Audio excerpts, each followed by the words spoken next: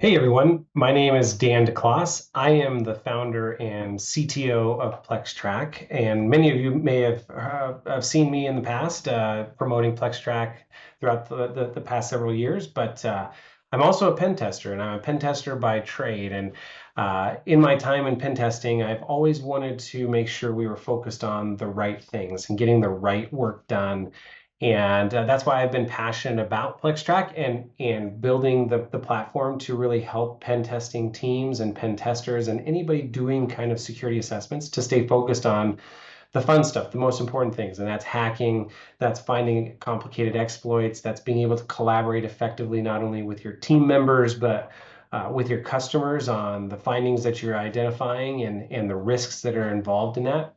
Today, I wanted to highlight, the awesomeness around PlexTrac and being able to create reports effectively, conduct an entire engagement, and just show off some of the exciting things that we have in the platform to help you do your job more effectively. So as a pen tester, I want to be able to kind of view and schedule my engagements. So we have our scheduling capability here in PlexTrac. You can see I've already got some scans and some assessments scheduled. I'm going to go ahead and create a new one just to kind of show you how that works. So we're going to say like, hey, this is our annual pen test for 2025. I'm going to select the client as CTech Astronomy. And I'm going to say like no holds barred pen test. And I could give it the scope. I could just say CTech, CTech's organization. And we'll go ahead and continue here. I got to select a test window here, so that's not applicable. We'll let people test whenever they want. And then I can upload it. I could upload files here. I could upload network diagrams, scoping diagrams, anything related to that. I'll go ahead and pass on that for now, but this is where you can upload anything related to the engagement. I can also now create a report. So I'll go ahead and say annual pen test for 2025. I'll keep the report status and draft status. The other nice thing about PlexTrac is that you can template out the types of reports. So I'll show you how to do this, but I'm going to go ahead and select our pen test template. This is going to pre-build the narrative sections of the report. It's going to associate the export template to that report. And then that'll just save time when I want to go in to start editing the report. And then when I want to export it out, it's already in the template that I've selected for that template. Here I could have a findings layout where we could specify different fields as well. I can select reviewers on the report. I'll go ahead and just put Jane Doe as she'll be a reviewer. And I'll just say like annual. I can create a tag here for annual pen test, right? If I wanted to track that. Now I'll go ahead and continue. Now I want to select the dates of when we're going to be doing this. Let's go ahead and say who's going to be doing it. So it's going to be just me. I have options of some other folks here as well. And then I'll go ahead and select the dates as today through the next 2 weeks. And we'll go ahead and save that. And so now what will happen is that will create the report. It creates the engagement as scheduled. And once I move that report into a new status, it'll show that it's in progress. It will automatically pick it up tonight. Since I started it today, it'll pick it up tonight as in progress and change it into this blue category as well. So let's go into that report that got created and just kind of see what happened. As you can see, I selected that template, and so now it's populated the entire report narrative that I pre-built. We support short codes here, so when I'm done with the report, I can just search. I can do a quick search and replace for all the short codes. I can just replace short codes. It'll populate all of that in. But you can see here that it's created this narrative from a pre-built template. So now all I have to do is go in and edit this as I'm doing the engagement. And here's the additional details of that report that we populated as well. Here's where you can actually edit the narratives. So if I want it now, as I conduct the engagement, I can come in here and I can edit these narratives as I go. And what's also really cool is I can create the findings as I go too. So let's go ahead and let's just get some findings in quickly. So I'm going to go ahead and add some from, actually, let me take a step back. What we have is this capability for test plans and test procedures. So procedures being, these are things that we have a methodology. We always want to be executing on these test procedures throughout an engagement. What's nice about these procedures is that I can create a test plan that all my testers can follow, but we can also add procedures as we go. So I'm going to go ahead and show you how to do that. I'm going to add from the repository, and it's going to, I have lots of different options from all the different procedures that are possible. You can have methodologies like, we love MITRE and MITRE attacks. So we've created a penetration test plan of procedures based on that. So I'm just going to go ahead and select. I'm actually going to make sure all of these will show up at once. And then I'll select these. So now I've got 24 procedures selected as part of our standard pen test. So this just serves as a guide, right? And now I can come in and I can actually come into these procedures and see what I need to execute. I can actually execute the procedures and fill out the details. I can add the assets that are associated with this. And let's just say I was successful in executing on this one. You can have the red team and blue team come in and fill this out. But you don't have to have the blue team portion filled out. You can just execute the steps, and then I'm going to just go ahead and say hey, we executed this and it worked. I'm going to go ahead and add that to findings. Go ahead and save and close this. So now we have this here. So we can funnel through all of these procedures as we go to kind of get perspective on what's been executed and what hasn't within the test. But again, it can be just used as a guide. I can still populate more findings along the way, and I don't even have to fill in the procedures. From this procedures tab, though, you do see that we have different coverage of the different tactics and techniques within the MITRE attack lifecycle. And when we go over to findings, you'll see that I have this finding here that I promoted from the procedures. I'm going to come in and edit this as well. I'm going to say, hey, this is actually going to be a high. I could give it a CVSS score if I wanted to. I could add additional screenshots. I could add recommendations. I could use our AI module to help write for these things. And I'll show you a couple other examples of that here in a second. And then I could also add the affected assets. So let's go ahead and add some existing assets. Let's say we've got 192.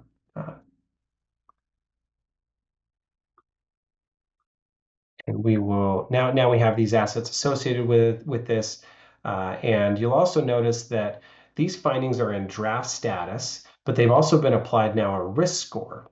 So that risk score is actually calculated right here automatically based on an algorithm that we've set up. I created this regulated industries and put this criteria against it. So the whatever source of the information may be reporting it differently than what it actually is from the algorithm that gets created. And this helps with that prioritization conversation as well. So that's one way to get findings in. I'm going to go ahead and add a bunch more in. So we have our write-ups database where this is just super handy, right? I can add in, let's say we did find some SQL injection and I want to bring this in from the default repository. I can go ahead and add some of these in, and these are pre-built text. So now I can this is pre-built, so now I can come in and edit this as well. And then also we can bring in findings from file imports and other integrations. So I'm going to go ahead and select a Nessus file here. Going to add that in. Going to go ahead and upload this, and so this will queue up, and this will start parsing things. I could also tag findings and assets, which is really nice. So let's say I want to just say hey, these are part of a PCI scan as well, or they're part of the PCI CDE. I can bring that in. So now it's going to queue up those findings. It's going to parse that out. Okay, so I've uploaded that Nessus file, and it parsed through all that data and brought those findings in. So you now have seen I could create a finding on my own.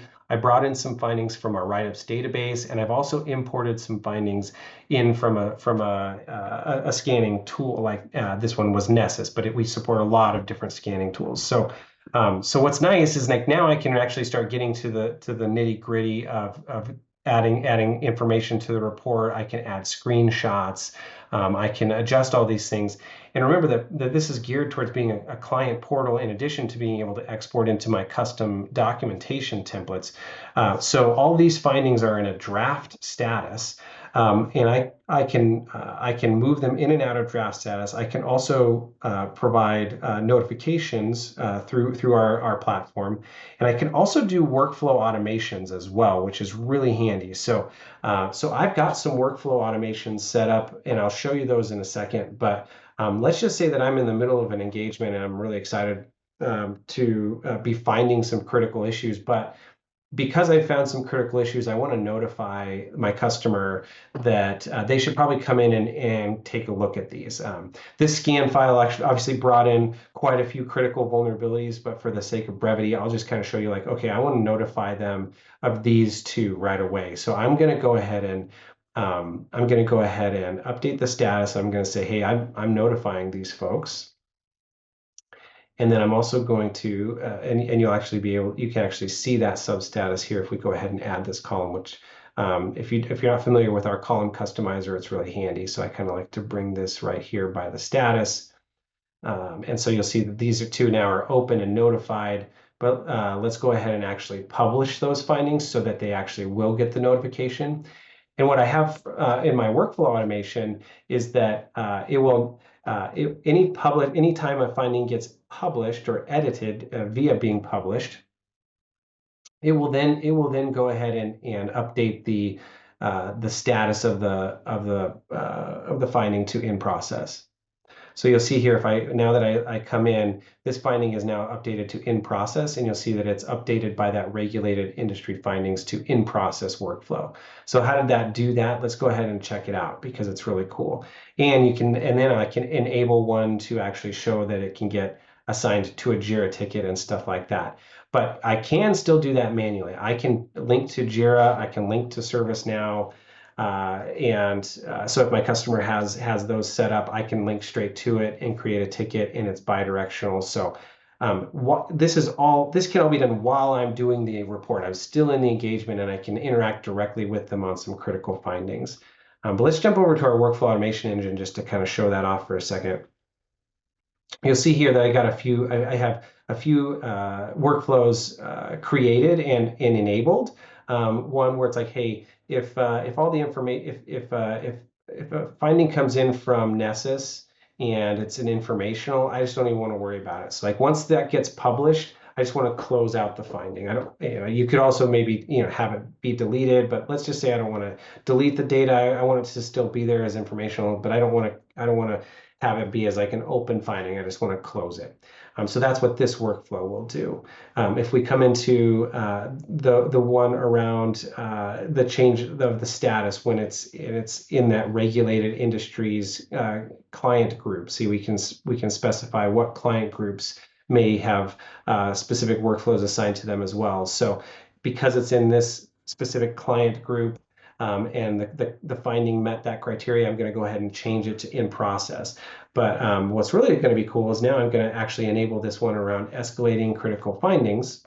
And so I can go back to that report, just go into my work. I could come back into this report, I can select these two, right? And I can say like, hey, let's move these from in process to triaged, right? Now, by doing that, that will trigger the workflow. And now what it will do is it will create it'll basically escalate these to create a Jira ticket and send an email. So if we come back in here, you'll see that this has now been changed back to open and notified and linked to a Jira ticket. I've now gone back into some of these and said, hey, now I'm moving these back into in process and triage so that now I can actually communicate and collaborate with the customer on fixing these. So like this is all during the reporting process. Like I haven't even finished the engagement yet, but you can see how the workflow automation engine is very powerful to be able to conduct during engagement operations and being able to edit findings on the fly and notify my customers right away. A couple other things I want to chat about like that are really handy when like doing the report writing piece, and I'll show you one really cool thing using our AI. I can add findings on the fly. So I'm going to say like, hey, we found privilege escalation with Mimikatz, right? Most of you are going to be familiar with Mimikatz. I'll go ahead and set this as critical. It's going to create this. It's going to keep it in draft status for now. I could go ahead and let's just use our cool calculator for CVSS4 to calculate the score. So I'm going to say like, hey, you can get there here. You don't need privileges or low privileges first. You do need some user interaction. It's a low complexity. Yeah, I'm just kind of making this up, right? Just to kind of show you how we have all the calculations, available. I want to make sure this is this is going to make the right kind of assessment here. So I've got this stat of 9.3. That sounds about right. So I can go through and make all these other status updates and things, but I'd like to create a description, and I'm sometimes maybe I get challenged with like writer's block, or like I don't know necessarily how I want to write this. This is where our AI functionality really comes handy. So I can say, hey, generate me a description for privilege escalation with Mimikatz.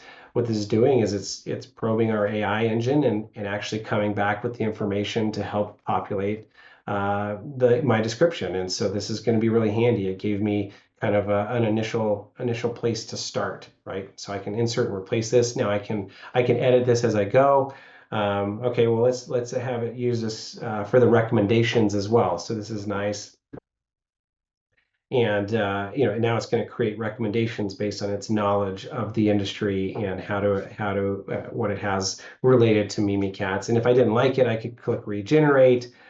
You have a whole history here of things, and but I like that. That's a good starting point. So from here, I could say like, hey, maybe I'm working collaboratively with one of my other teammates, and so I'm like, hey, John, can you add your screenshots here, right? And so now John can come in. I have this full QA workflow and editing capabilities as well.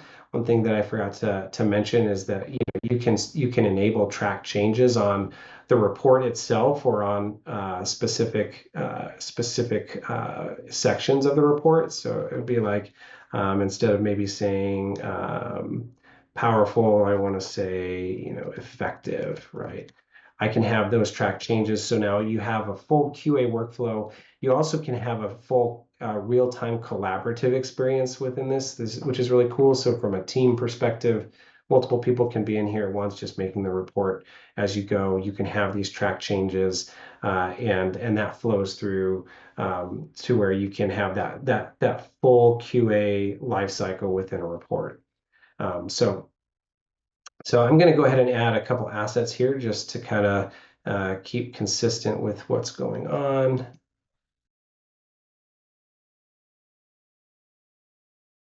But we'll go ahead and get some of these in here.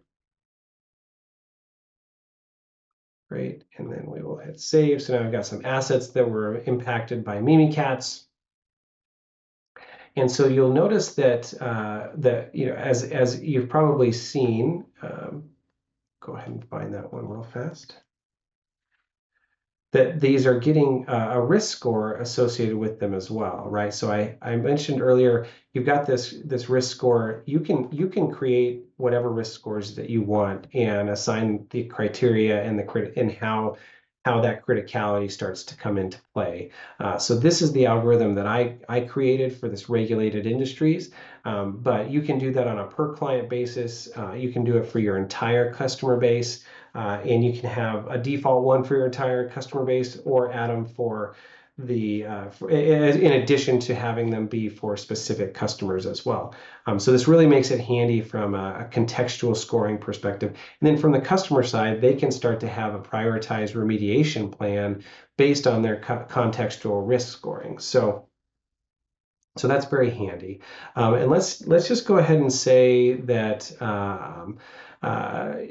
I want to now publish all of the report, right? There's a couple ways I can do that. One, I could publish all the findings. So if I just closed out of this and maybe I wanted to sort more by risk score than the published findings, I could publish them individually, or I can go into the report and I can actually say like, hey, I'm ready to publish this report.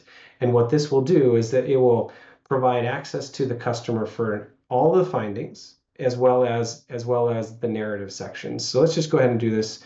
And now this is going to publish all those findings. So if I come back into here, all those findings will get published. That will also kick off the workflow for triaging those critical findings or any findings that have a score of 9 or higher. So that's what it's doing. It's now going to run through those workflows and start to publish these findings and start to assign those criticalities and triage them accordingly. So if we come in here, I could also go ahead and manually link the Jira ticket.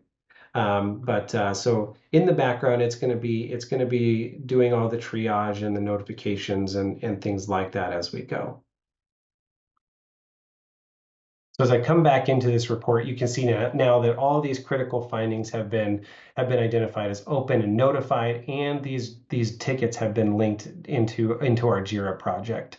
I didn't show you exactly how you could do the Jira ticket linking manually. So what I'll do is I will go into halfway through the report, because that automation was just working for the critical findings. So let's pick a high finding here. So if I come into that high finding here, I can go ahead and say, like, let's create a Jira ticket and link. I'll show you how this is all set up here in a second as well. But I can create that. I can now link that to a Jira ticket, and as we close this out, we'll see that that it now has this Jira ticket of 14094. So again, really handy in terms of being able to operate, through the reporting lifecycle, being able to QA all those things and publish them right away. If we come back into the narrative section, I can continue to edit this. And we have this handy readout section. So like when I'm doing a readout with a customer, I can just navigate the entire report straight from here. You can navigate to each individual finding and kind of discuss it as you go and navigate the report really well. And let's say I wanted to actually export this into my custom template, because I wanted to kind of show you how we do that in terms of being able to add screenshots and things like that directly into the report with very little post editing. So I've hit export. It's selected the export template that I need and want, and it's going to report this out. Again, really handy from the perspective of saving time, getting the report written and formatted correctly and into my template, and being able to allow me more time on focusing on the results. Now, it was a big report. It processed a lot of findings. And so, you'll see like this is completely templated out. It inserted all of this into the Word document with the report start and end dates, who it was prepared for. I can go ahead and update the table of contents. And so now this is parsing through the entire document, all those findings, adding them into the table of contents. And so now I've got my entire report right here, ready to go. Again, there were quite a few findings, so we'll scroll through this. And so now you can see I got to that executive summary, and now it inserted that screenshot. It had all of that information ready to go. I can just save this off as a PDF and deliver it straight to my customer. So the templating experience is very handy, and so I spend way less time doing anything related to formatting the things because we've got that template all set up and squared away. The other thing I forgot to show, I'll kind of show now, is I can do this search and replace where I can replace short codes. And I can go ahead and say, okay, I'm going to do that. So all those areas where you saw the percent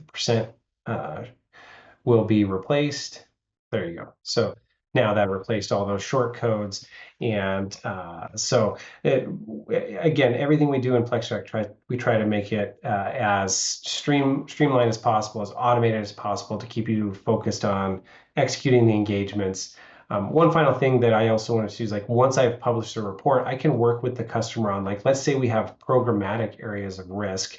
That's what we would call a priority. So I can assign findings straight to more programmatic areas of risk. of the three that I've selected, I'm going to say like, hey, let's link these to a priority.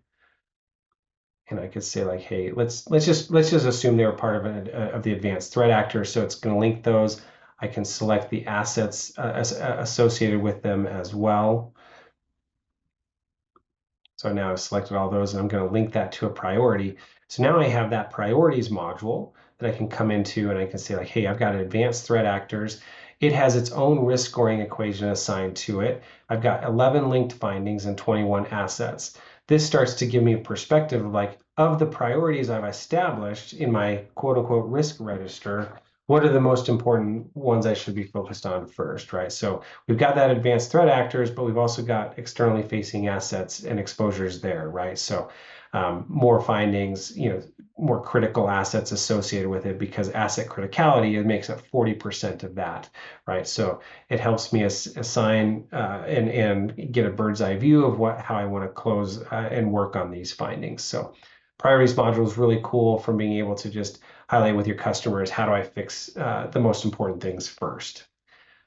So excited to just be able to share PlexTrac with you and some of the cool new bells and whistles that we've got in the platform, all around helping you as a pen tester, because I'm in the same boat. I hate writing reports. I want to make that as easy and streamlined as possible.